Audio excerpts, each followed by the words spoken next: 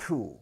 Herodotus, who lived from the 480s to the 420s BCE, may have known Archilochus on foxes and hedgehogs.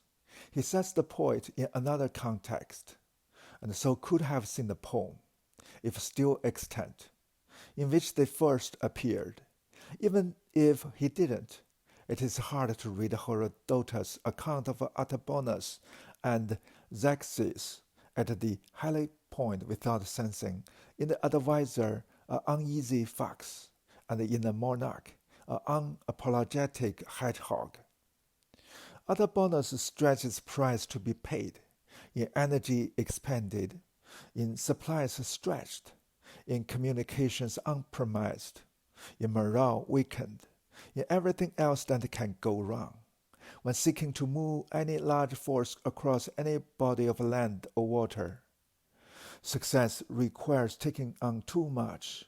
Does Xerxes not see that the god strikes with lightning only those who attempt big things, while the little ones do not urge the god to action?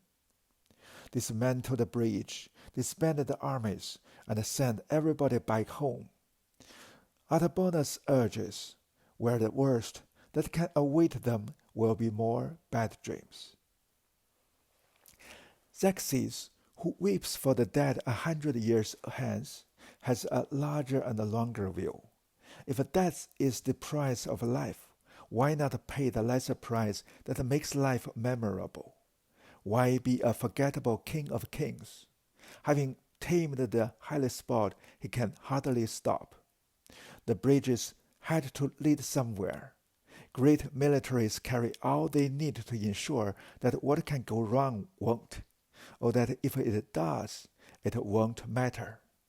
Quote, "It is God that leads us on, and so, when we of ourselves set about on many enterprises, we prosper." Quote. Artabanus respects environments, knowing that landscapes can help or hinder an army, that fleets never fully control the seas on which they sail, that the weather is beyond any mortal's capacity to predict. Commanders must distinguish where they can act from what they must accept, trusting only in such craft as the circumstances allow. Xerxes, in contrast, reshapes environments. He turns water into solid ground by bridging the Hellespont. He makes solid ground liquid by cutting a canal across the Athos Peninsula, act of mere arrogance. Herodotus tells us so his ships won't have to sail around it. The king does not worry about what he will have to accept, because he will flatten whatever gets in the way, and he trusts only the divine hand that entrusted him with such power. The short-sighted Artabanus sees so much on the immediate horizon that complexity itself is the enemy. The far-sighted Xerxes sees only a distant horizon in which ambitions are opportunities. Simplicity is the searchlight that shows the way. Artabanus keeps changing his mind. His twists and turns are meant, like those of Oedipus, to get him home. Xerxes, in crossing the Hellespont, becomes Achilles.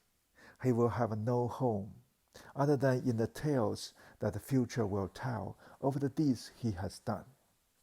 This fox and this hedgehog, therefore, find no common ground. With his warning unheeded, Artabanus hits east from Athos and out of Herodotus, who makes no further mention of him. Xerxes moves west, taking his armies, his navy, and his historian with him, as well as all subsequent chroniclers of the Persian invasion. The Hellespont, a boundary between continents, now also separates the two ways of thinking that Archilochus anticipated, that Berlin would make famous, and that a late 20th century feat of social science would still more sharply defy.